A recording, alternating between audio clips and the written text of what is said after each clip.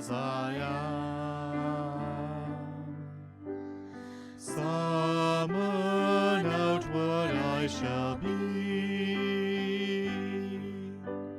Set your seal upon my heart and live in me. Take me as I am. Summoned outward I shall be. Set your seal upon my heart and live in me.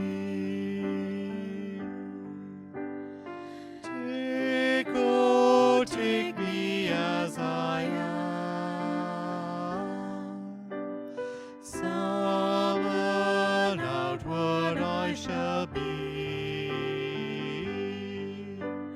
Set your seal upon my heart and live in me.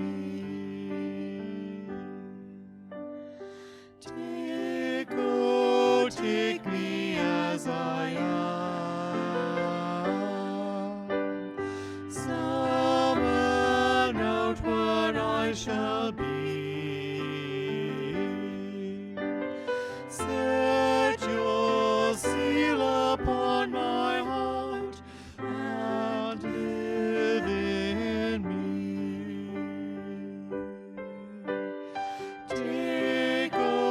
Take me as I am. Summoned outward I shall be. Set your seal upon my heart and live in me.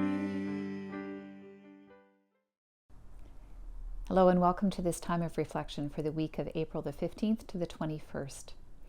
I want to begin by acknowledging that I'm here in my office, which is located in the church, located on the traditional and unceded territory of the Coast Salish people, the Squamish, the Musqueam, and the Tsleil-Waututh nations. And I'm grateful to the ancestors of the Coast Salish people who have stewarded this land, this air, this sea that surrounds me for time immemorial, so that I and my family and those I know and love can enjoy this land today. We make this acknowledgement every time we gather to raise up into our awareness our history as settlers on this land and the commitments that we have towards working towards reconciliation with our Indigenous neighbors. So today is an interesting moment in the Christian calendar. I am recording this service on Holy Wednesday. You will be receiving it on Monday, Thursday. You might be watching it at any time over the course of this next week or even beyond this next week. On Friday, we enter into what we call the Triduum in the Christian tradition, the 3 days, Good Friday, Holy Saturday, and Easter Sunday, that mark the transition from grief and despair, from death and into hope and new life. And it's always tricky or a difficult time to navigate, because the truth is that just because a calendar says that it's Good Friday or Holy Saturday, time of that in-between time of waiting, or Easter Monday, it doesn't mean that that's where we are in our own being. Some of us are quite comfortable in the season of Lent, the season of yearning and longing, the season of being aware of human frailty, more serious and sober season in the church. And some of us are more than ready to jump into the great joy of Easter Sunday. What we know to be true is that when Easter Sunday comes, there will more than likely still be war in Ukraine. Those of us who are grieving great losses in our lives may not be over those losses on Sunday. We might not be feeling the fullness of Easter joy. And lots of us will be holding ourselves in a Holy Saturday way of being, that place of not knowing when what has ended, our hopes that have been dashed, when new life will come again, when hope will rise up into those situations. And so this really isn't about days on a calendar that match up exactly with how we feel. This is about the matrix, or the model of how God is alive in the world and how our own life simply is. So I want to light our candle for us today. This Christ candle, with the awareness that in these days, some of us will be feeling very much like we are in a Good Friday place, a place where the light has been snuffed out and we don't know when it will return. Some of us will be in that Holy Saturday place of waiting and wondering, how long, oh God, will we wait? And some of us will be lit up with the exuberant joy of resurrection. We will be feeling that, and we will be knowing that in our lives. So we are all of these things, all of these places, all of these times, and the assurance of our faith is that God is with us. Christ is with us, even in these good enough, imperfect places of our lives. The reading for Easter Sunday this year is the story that tells about Mary Magdalene going to the tomb and discovering Jesus somehow disguised as a gardener. I'm reading from the 20th chapter of John's Gospel. Early on the first day of the week, while it was still dark, Mary Magdalene came to the tomb and saw that the stone had been removed from the tomb. And so she ran and went to Simon Peter and the other disciple, the one whom Jesus loved, and said to them, "They've taken the Lord out of the tomb, and we do not know where they have laid him." Then Peter and the other disciple set out and went toward the tomb. The two were running together, but the other disciple outran Peter and reached the tomb first. He bent down to look in and saw the linen wrappings lying there, but he did not go in. Then Simon Peter came, following him, and went into the tomb. He saw the linen wrappings lying there, and the cloth that had been on Jesus' head, not lying with the linen wrappings, but rolled up in a place by itself. And then the other disciple, who reached the tomb first, also went in, and he saw and believed, for as yet they did not understand the scripture that he must rise from the dead. Then the disciples returned to their homes. But Mary stood weeping outside the tomb. And as she wept, she bent over to look into the tomb, and she saw two angels in white sitting where the body of Jesus had been lying, one at the head and the other at the feet. They said to her, "Woman, why are you weeping?" She said to them, "They've taken away my Lord, and I do not know where they have laid him." When she had said this, she turned around and saw Jesus standing there, but she did not know that it was Jesus. Jesus said to her, "Woman, why are you weeping? Whom are you looking for?" Supposing him to be the gardener, she said to him, "Sir, if you have carried him away, tell me where you have laid him, and I will take him away." Jesus said to her, "Mary." She turned and said to him in Hebrew, "Rabboni," which means teacher. Jesus said to her, "Do not hold on to me, because I have not yet ascended to the Father. But go to my brothers and say to them, I am ascending to my Father and your Father, to my God and your God." Mary Magdalene went and announced to the disciples, "I have seen the Lord." And she told them that he had said these things to her.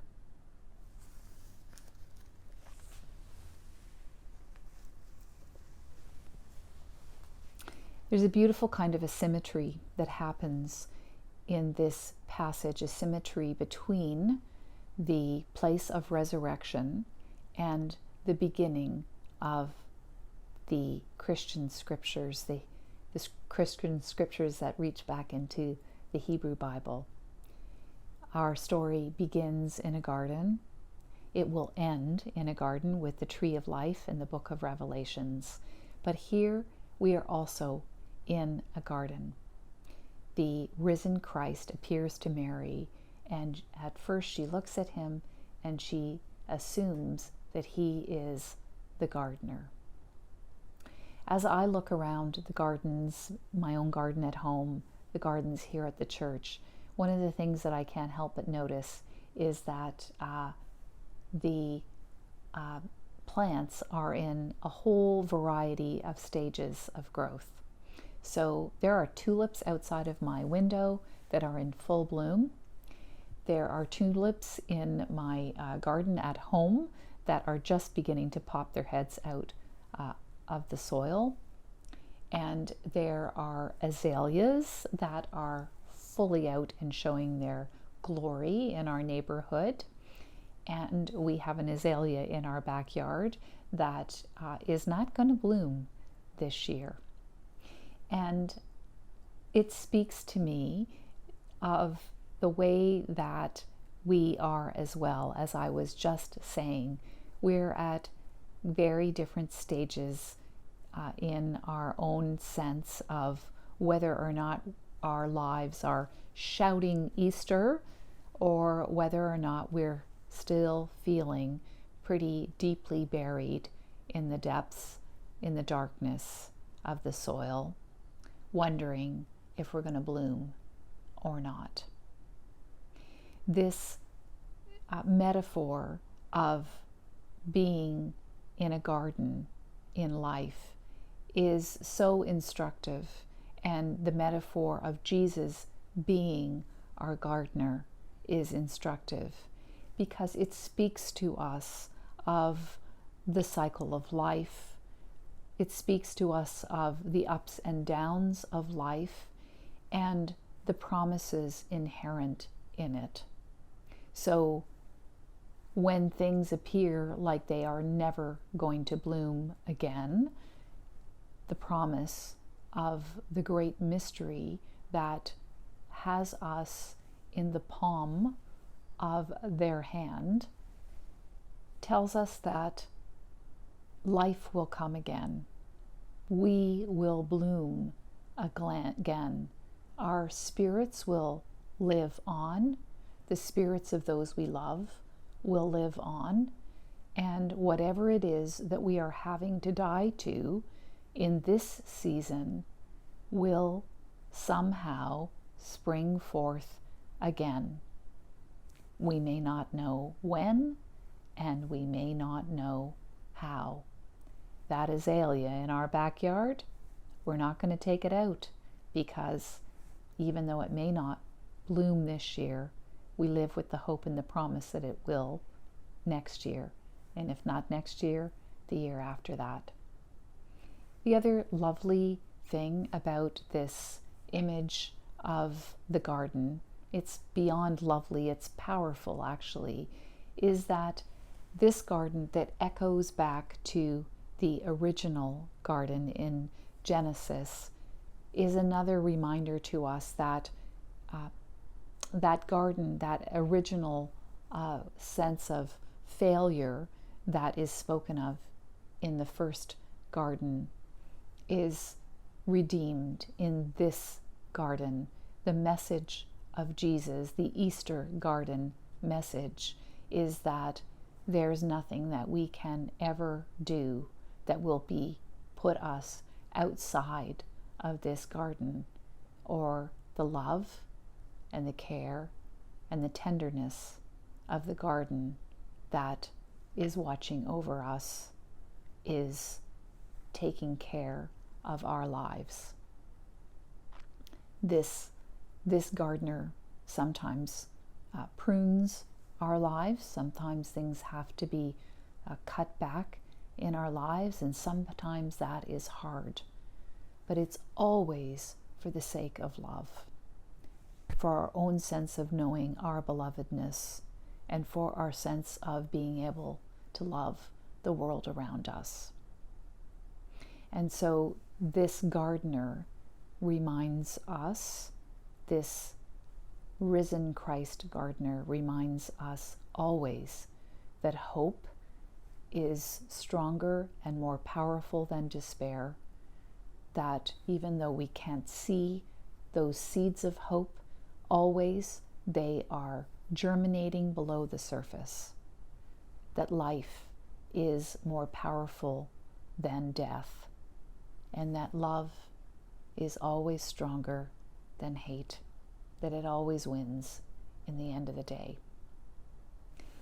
I want to end this time and this theme that we've been gathered around these weeks of Lent and into this Triduum with a blessing for you who are being planted.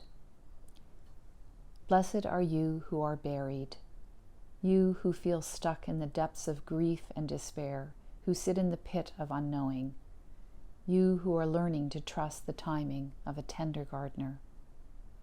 Blessed are you who are growing, you who burst with new life, fresh creativity, who understand the pain that sometimes comes with stretching and changing, pruning and being cut back. And blessed are you in your season of fruitfulness, you who are learning to abide in the vine and who taste the sweetness of God's loving kindness, the God who was there all along, planting, waiting, watering, pruning, delighting, the God who pays careful attention to God's garden. Friends, wherever you are on your own journey in these days, whether you feel more in the pit of despair or the beginning to lean towards new life, that is Holy Saturday, the watching and the waiting for life to emerge, or whether you are feeling exuberant Easter joy, my prayers are with you and for you. My hope is that no matter what you are experiencing right now, that the joy, the promise that is our Easter faith will be deep within you and will call forth from you a sense of hope, a sense of promise to carry into our world so in need of hope, so in need of new life. And may all of this be more than good enough.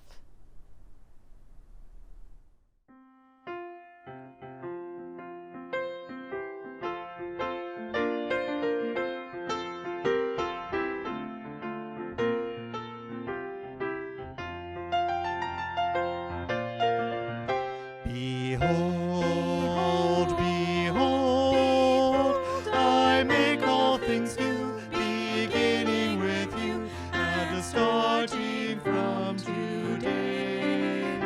Behold, behold, I make all things new, my promise is true.